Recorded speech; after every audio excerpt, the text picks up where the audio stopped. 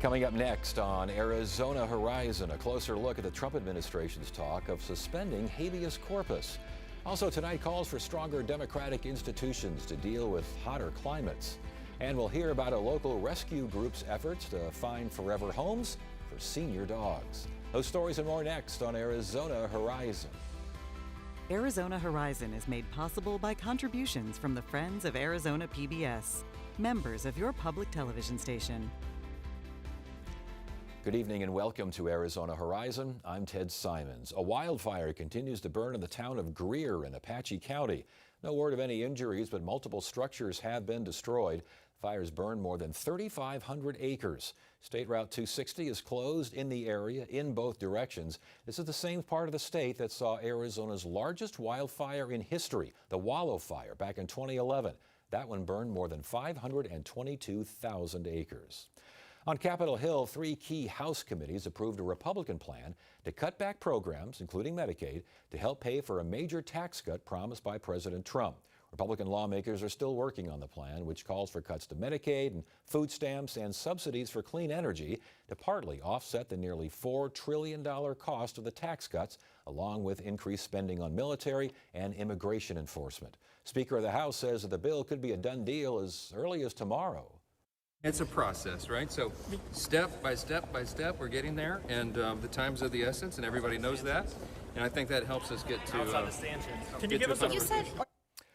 Over in the Senate, Arizona's Mark Kelly is not impressed with the House Republican plan. They're going to attempt to pass something that's going to kick 16 million, I think 16 million people off of their health care, off of Medicaid. That has a big impact in my state. Also, is going to hurt food assistance for about 8 million kids. And kids are going to not get meals because of this legislation in order to give a big tax cut to the wealthiest Americans. So it's going to hurt people. That's pretty clear. One more headline. The EPA today said that it plans to weaken and reconsider federal guidelines on toxic chemicals in the country's drinking water. Now, the Biden administration had increased bans and testing for so-called forever chemicals, but the Trump administration now says that it will change that policy by protecting drinking water while providing, quote, common sense flexibility in the form of additional time for compliance. And the Trump administration is considering a suspension of habeas corpus as a way to allow the president to deport migrants without due process. But does the president have such power for this particular purpose? Joining us now is former U.S. Attorney Paul Charlton, a partner at Dentons. Good to see you again. Thanks for joining us. Thanks for having me. Let's just start with the absolute basics. Habeas corpus, what does it mean? What does it do?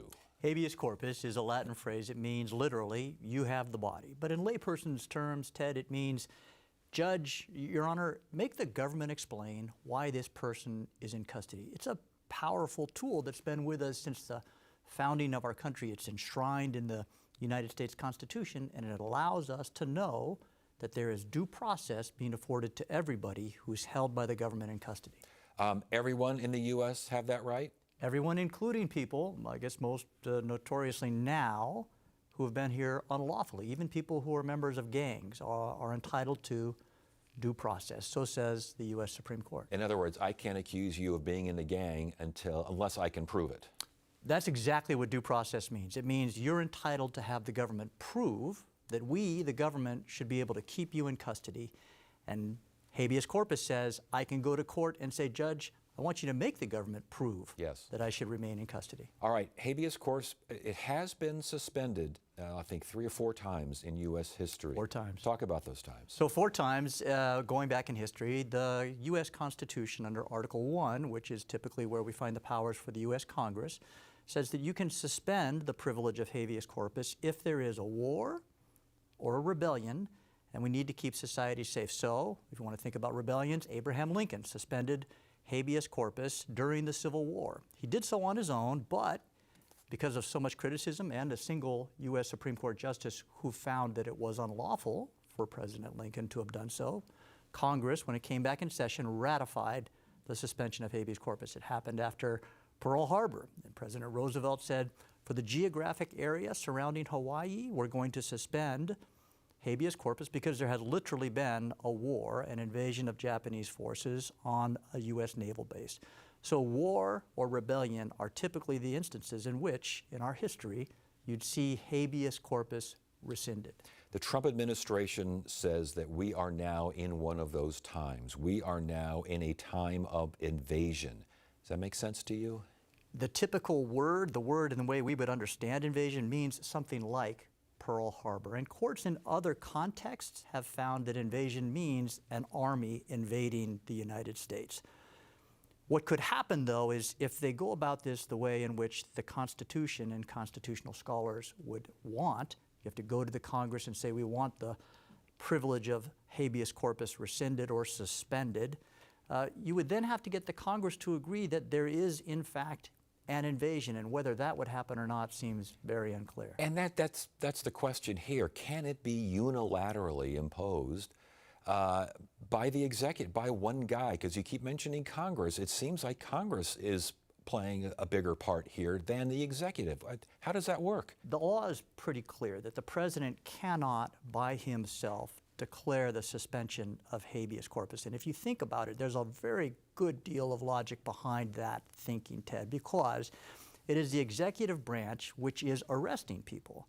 If the executive branch then says, we no longer have to deal with the courts, I can hold people in custody, I can deny them the right to have a due process hearing to determine whether I'm holding them lawfully, then you really are kind of setting up a self-defeating purpose. You're not allowing due process or habeas corpus to work the way in which it should, which is to say a separate branch of government puts a check on the executive and says, hold on just a minute, we want another branch of government, the court, to make certain that you, the executive, are detaining and holding people in custody lawfully. What if the court has already decided that the executive can do whatever he wants if he thinks the country's security is at risk? We'll have to see. This is an issue, should the president go forward with this idea or this concept, we'll have to see what it is the U.S. Supreme Court, because this would certainly be an issue that the U.S. Supreme Court would decide, what they would say.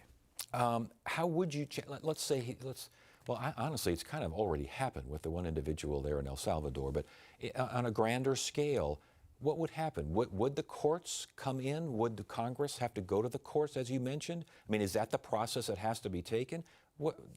How does it work? The way it has worked in the past, absent this one event in which Lincoln, who was worried that the United States Capitol was going to be overtaken by Confederate troops, yes. So he suspended habeas corpus for the period of time that Congress was out of session. That's the only exception to that whole event taking place. Otherwise, you have to go to the United States Congress and say, we have an invasion. In this instance, that's the administration's view. We want you, United States Congress, to suspend the writ of habeas corpus. The risk, of course, Ted, is that, and I know this from having been a federal prosecutor for 16 years, sometimes the government gets it wrong. We aren't always 100% correct when we detain people and we believe we've detained somebody for the right reasons. Sometimes you're wrong. Sometimes you could detain a United States citizen, not somebody who's here unlawfully. And you want to afford everyone, people who are here unlawfully and United States citizens, the opportunity to go to court and say, hold on just a minute, I or they ought not to be detained. So when the Trump administration, well, President Trump himself says it's an option that we're looking at, I mean, how far can he go with that? So in the first part of this, I would say that's a lot of discussion. It appeals to a certain aspect of his supporters, a certain group of his supporters, most certainly. But to truly go forward with this as just an executive decision, I think you could see all sorts of court hearings that would take place immediately and the U.S. Supreme Court weighing in immediately. To take the more appropriate step, which would be, we believe that the writ of habeas corpus should be suspended. I'm now going to go to Congress. There'd be a great deal of debate in that regard, and we have actually heard from some leaders on the Republican side, especially in the Senate, who have expressed some reservation about the idea of suspending the writ of habeas corpus. And real quickly, I saw this quote from someone in the administration saying that the courts cannot overrule the president's decisions on how, where, and when immigrants are deported. The courts cannot overrule those decisions. Is that just talk? Is there something there? That is performative, and it is sort of interesting, again, to a certain group of people. But when they've tried those arguments in court, Ted, they've almost uniformly lost. And importantly, in every instance, including the U.S. Supreme Court, what they have said is even people who are here unlawfully are entitled to due process. We have to prove, we, the government, have to prove that we can hold these people in custody. Interesting. Paul Charlton, again, former U.S. Attorney with Denton's. Boy, it's interesting times, aren't It they? sure is. Ted. Good to have you. Thanks for having me.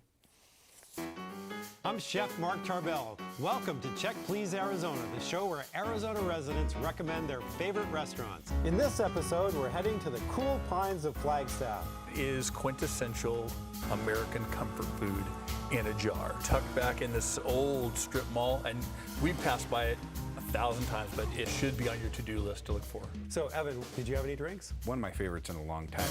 Thursday night at 7 on Arizona PBS. What happens when race, representation, and culture collide on Broadway? Yellowface, in which the lead actor is a Caucasian playing an Asian. Daniel Day Kim stars in this comedic exploration of those very questions. I can tell an Asian when I see one. In the Roundabout Theater Company's production of David Henry Hwang's Yellowface. A comedy of mistaken racial identity. On great performances. Friday night at 8 on Arizona PBS. Democracy in a Hotter Time is the title of a recent book that calls for stronger democratic institutions in order to prepare against rising temperatures and avoiding climate chaos. Tonight we welcome the book's editor, David Orr, professor of practice at ASU's College of Liberal Arts and Sciences. Good to see you. Thank you so much for joining us. What a fascinating book. Let's start with the title, A Democracy in a Hotter Time. The subtitle is Climate Change and Democratic Transformation. What are we getting at here? Well, Ted, first of all, thanks for having me on the program. The problem with climate change is really a problem of democracy. And we knew enough a long time ago to do a lot better than we've done on climate issues. The first warning to a U.S. president was given in 1965 to Lyndon Johnson. And since then, a series of warnings, and the science has gotten more and more definitive, to the point where there really is no debate much about is warming occurring. And you see that in wildfires and so forth. But had we acted decades ago when we first knew we had a problem, we wouldn't be in as big a hole as we're in. Where is the intersection with that problem, the rising temperatures, climate change, and democracy? We saw the past, you just explained. What about now? What about the future? Ted, I think the issue really comes down to improving democracy. I don't think we can solve climate change without first solving the way we do the public business democratically. And I think the issue is so big, it penetrates down to the street level and all the way up to the global level. The issue is so big that we have to engage the public in the solutions of this. Driving different kind of cars, building different houses, voting for different kind of representatives, and so forth. But it comes down, it's an all-level issue. It's an everywhere, everyone kind of issue. Is climate change, though, in and of itself, in some way eroding democracy? Yes, absolutely. I think that's your previous guest, I think, was describing part of that. The slide toward authoritarianism that we now see in this country and around other countries that have been democracies. So yes, and the problem here is the protection of fossil fuels. Fossil fuels is a $3 trillion global business. And so that, if you follow the money, the old attorney's rule of thumb, you follow the money, money has corrupted the way we do the public business. And we've heard about that for a long time here, and obviously the money involved in politics is something we've discussed on this program many times. But transitioning to a post-fossil fuel world, what kind of new political order? What do you see? The people in the book, everyone's kind of got a different idea here, but they all say something has to change. What needs to change? Well, the short list starts with money, getting money out of politics and ending the corruption. If you run for office now, you've got to spend a lot of your time raising unbelievable amounts of money. And so you go to the money people, and a lot of that's fossil fuel money, people who have a vested interest in fossil fuels. So that's number one. Number two, I think, is beginning to organize the government so the left hand and the right hand know what the other is doing, a systems approach to governance. And that came through the book and a number of the essays. So on one hand, you don't grow the economy, and on the other hand, try to repair environmental problems. But you do both together. You begin to integrate the environment through the way we do virtually everything. It's not rocket science. But I think a third thing I'd mention is I think that we have to rethink representation so that the Constitution refers to posterity only once, and that was in the preamble. A good bit of what we're doing casts a long shadow on our grandchildren and their grandchildren and so forth, but they have no rights by the Constitution. I think you have to rethink the whole subject of rights to a habitable planet. Interesting. I noticed some of the ideas proposed in the book include participatory urban design. Where does that fit in this conversation? Well, that was one of the last essays in the book, and it's an intriguing idea, and that comes out of Arizona State University and Duke Ryder's work in particular. I think the idea of getting people involved in the land use decisions and building decisions around them, for the most part, people are excluded from that. So in an otherwise democratic society, we build communities without engaging the people who will live in those communities and be affected by them. And so this is one of the exciting things I think we can do. This is not all doom and gloom. I think we know what we need to do. We know how to do it. And the question is getting out of the way and beginning to make the transition. Well, that is the question, but how do you do that? And obviously constitutional reform and these sorts of things, and I know that civic education, a renewal of civic trust, that's mentioned in the book as well, but how do you get out of your own way? Well, I think it boils down to an awful lot of decisions about fundamentals. What do you drive? How do you, when you flip a switch on your house for heat, where does the heat come from? And begin to make the transition, which we're doing actually very rapidly, to renewable energy, efficiency, and better design. We know all of these things, and they hit at all different levels. Last week I spoke at a conference in Portland of architects. And if you ask architects to design solar-powered buildings, they know how to do that, and they can make them very efficient and very beautiful. You're not sacrificing anything. If you say to transportation engineers, design communities so you don't need a car to go everywhere. You're including the things that you need on a daily basis for shopping and so forth in schools. You build it so that you've got proximity. So you don't have to get in a 2-ton car to get your groceries. But I think we know how to do these things. The question now comes down to, in large measure, politics. And I think in the previous 4 years, we made a good bit of progress on that. I worried a lot about the undoing of climate policies and the financing and the things that were helping us make the transition. Yeah, and we're running out of time. There's so many things to ask because the essays, there's a collection of essays in here, and they're fascinating to read. There's a very forward-thinking aspect. As you mentioned, it's not all doom and gloom here, but I think someone mentioned that we're in a singular moment in human history here. What if democracy does not survive that moment? Well, that is the question, isn't it? And it's a question for all of us. One of the things that I think is happening at ASU that's been a brilliant success is building Earth system science into the curriculum. You can't run a smart country with people who are ecologically illiterate. So a lot of this comes down to how you vote, who you vote for, and what you know. So one of the things I hope happens throughout all of universities and colleges is students graduate knowing what planet they're on and how it works and why that's important for their lives and careers. And also, on the other hand, understands why democracy is important. And then the question is, how do these come together? I hope you're not going to press me to answer your question because it gets off into some gloomy things. But I think time is short. The bad news is time is short. This is a global issue. The good news is we know what to do, and we've started doing that globally. And I think the last thing that is good, if you put this to poll data and you ask citizens, do you want a hotter climate, more chaos, and dirty water and foul air? The answer overwhelmingly is no. So the public, if you get the questions right in the polls, the public is with us. The question then is, can the political system step up? And that means, back to my first point, I think that means getting a lot of that dark money out of our political life. So that when you run for office, you don't have to sell your soul to get hold office. The book is Democracy in a Hotter Time. David Orr, fascinating collection of essays that you've edited here, and it's really good stuff. And thanks for joining us and sharing. We really appreciate it. Ted, thank you. Nice to be here.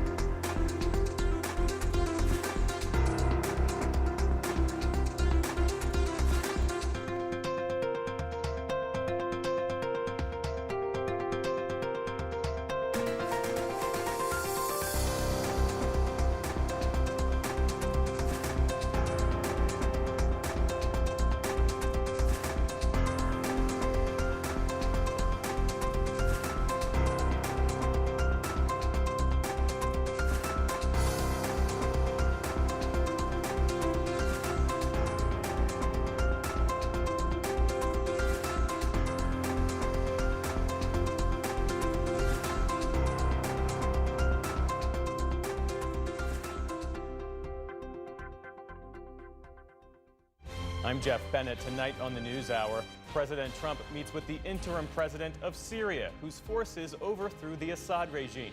That's at 6 on Arizona PBS.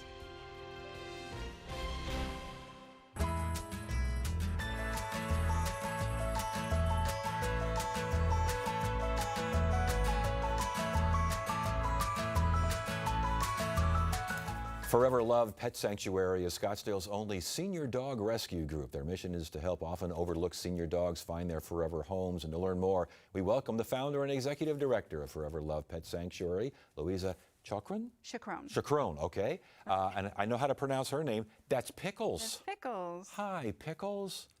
What a cute. Tell us about Pickles. So Pickles is a 13-year-old mix.